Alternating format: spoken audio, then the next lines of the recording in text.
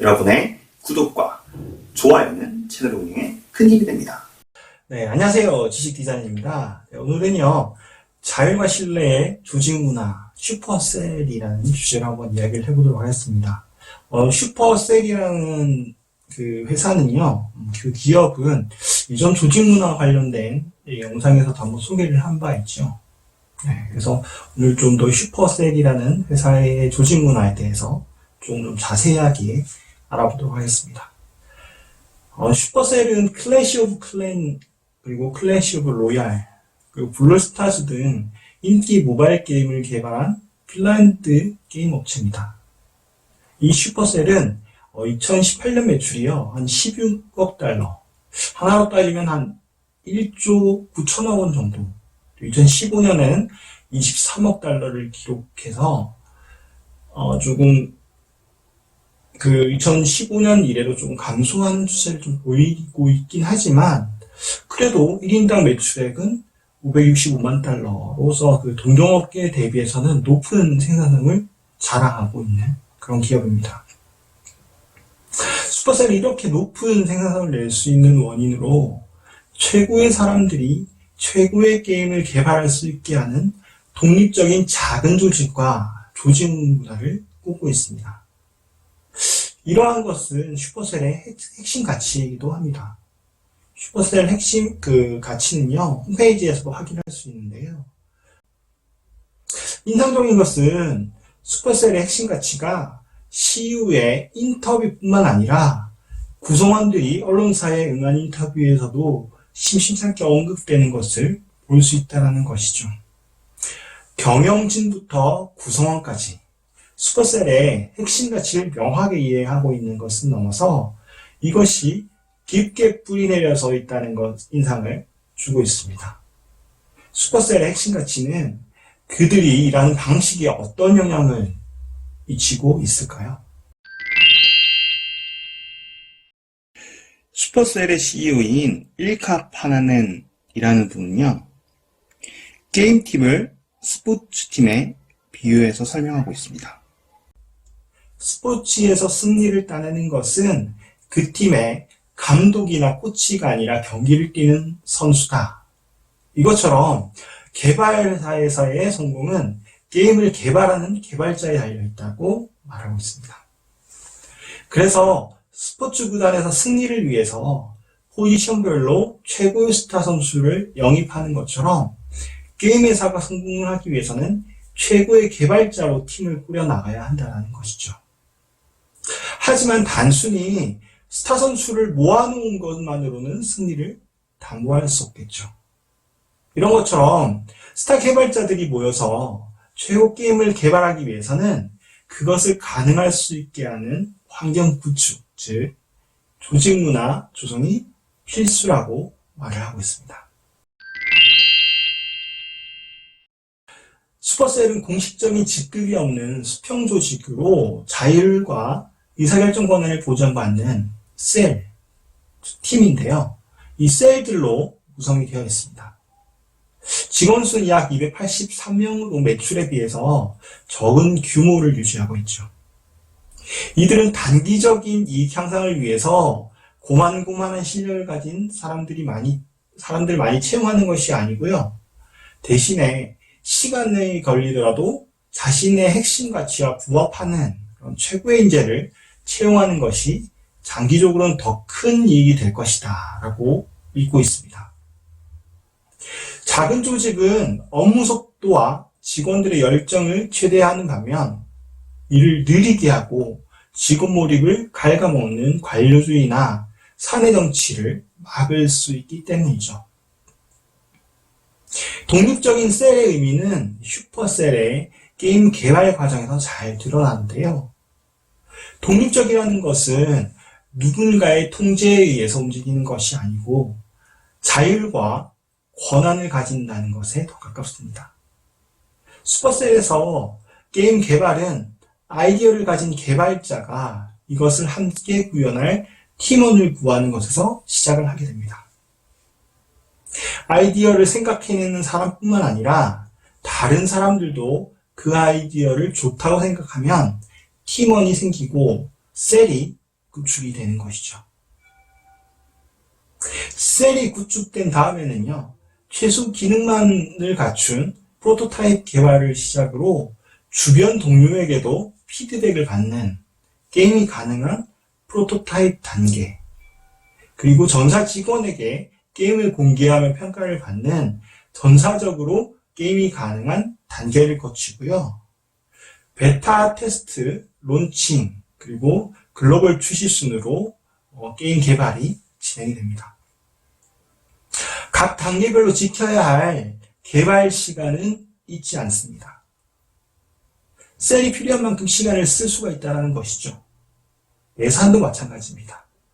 위로부터 예산이 할당되는 것이 아니고요.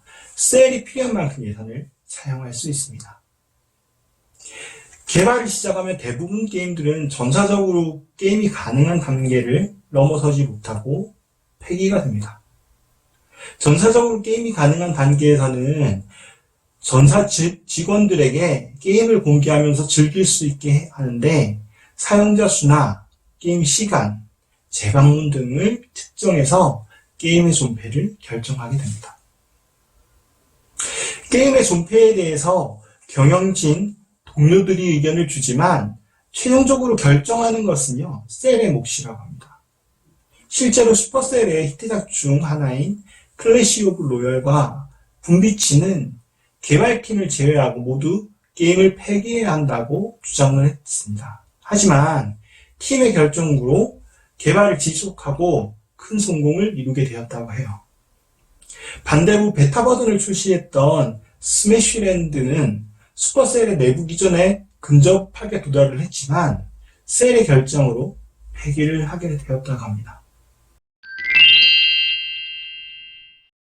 슈퍼셀은 가능한 많은 사람들이 수년간 즐길 수 있는 게임을 개발하는 것을 목표로 합니다.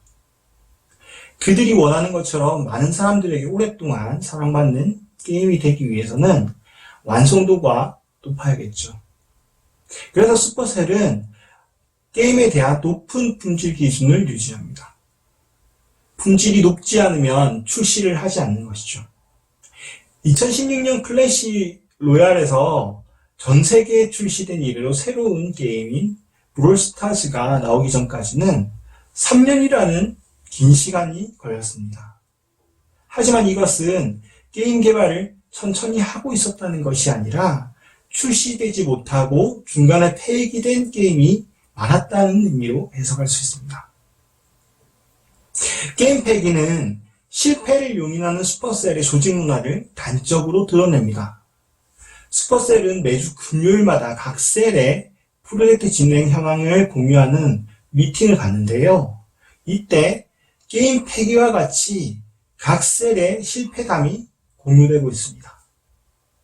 실패를 겪은 팀은 실패로 인해서 손해본 금액과 같이 민감한 내용까지 투명하게 공개를 하고 이로부터 얻은 배움을 공유를 합니다.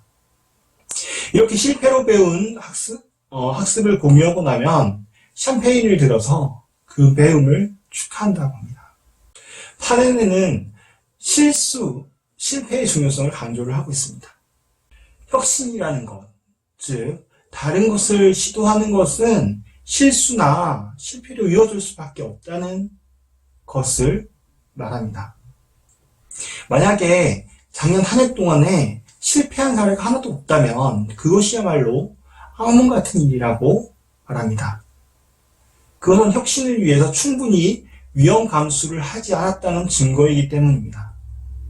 실패는 쓰지만 혁신적, 창의적인 게임은 실패를 통해서 배운 학습에서 비롯되기 때문에 직원들이 실패를 두려워하지 않고 과감히 위험을 감수할 수 있는 환경을 조성해 주는 것이 중요하다고 말합니다.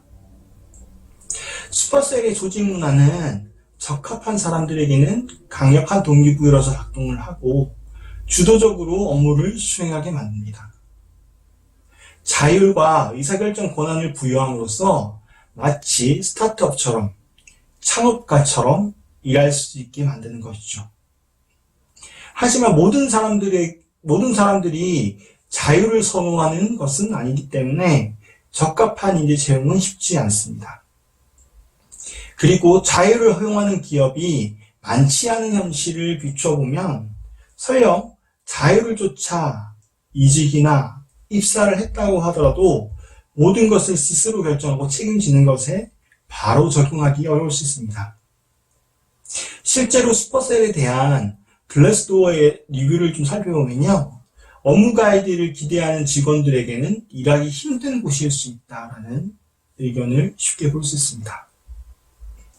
자율은 그 크기만큼의 책임을 동반하게 됩니다.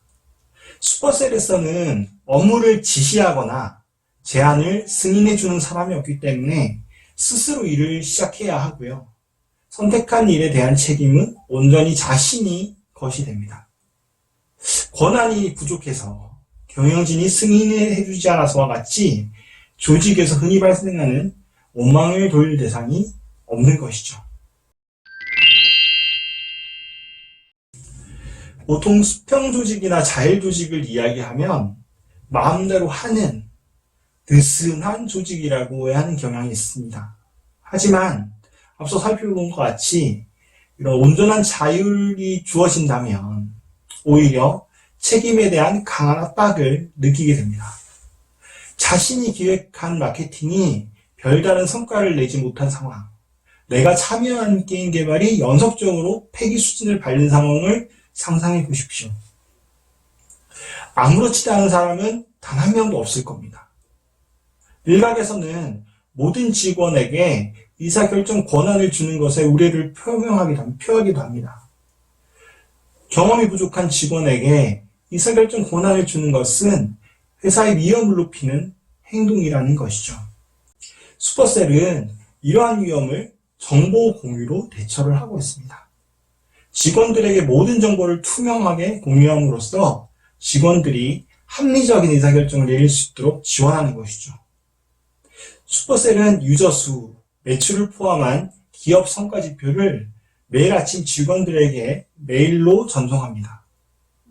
자율 조직을 구축하는 것은 쉽지 않습니다. 일단 인간에 대한 신뢰가 없으면 실행하기 어렵죠. 인간에 대한 신뢰가 있다고 하더라도 회사의 성장을 둔화시키거나 성과가 감소되는 상황에서 자율 조직에 대한 신념을 굳게 유지하기 어려울 수 있습니다. 파란에는 일이 잘 돌아갈 때는 우리의 조직 구조에 대해서 이야기하는 것은 신난다. 하지만 일이 잘 되지 않거나 어떤 셀이 하는 일이 동의하기 어려울 때는 완전히 다른 이야기다라고 말을 합니다. 일이 원하는 대로 되지 않을 때는 조직 문화에 대한 자신의 선택이 옳은 것인지 다시 생각하게 된다는 것이죠. 그는 실제로 우리가 많이 하는 이야기다. 하지만 나는 이 조직 구조를 유지할 수 있는 것을 매우 자랑스럽게 생각한다고 덧붙입니다. 네, 오늘 영상에서는 이 슈퍼셀이라는 기업의 조직 문화에 대해서 말씀을 드렸는데요. 우리가 기본적으로 지향하는 바가 아닐까 생각을 합니다. 우리 기업 문화와는 많이 동떨어진 수평적인 문화라고 생각하실 분들도 계실 텐데요. 그래도 우리 목표를 가지고 어떤 지향점을 가지고 조직을 변화시키려는 노력들은 반드시 필요하다고 생각을 하고 오늘 제가 이야기해드린 오늘 슈퍼셀 사례에서는 조직 문화 변화 과정에서 겪게 되는 수많은 그런 경험들에 대한 이야기를 말씀을 드렸습니다. 구성원들의 역량이나 권한과 책임에 대한 이야기를 했고요. 그 다음에 투명한 정형에 대한 이야기들을 했습니다. 이것들을 어떠부터 먼저 바꿔야 되냐.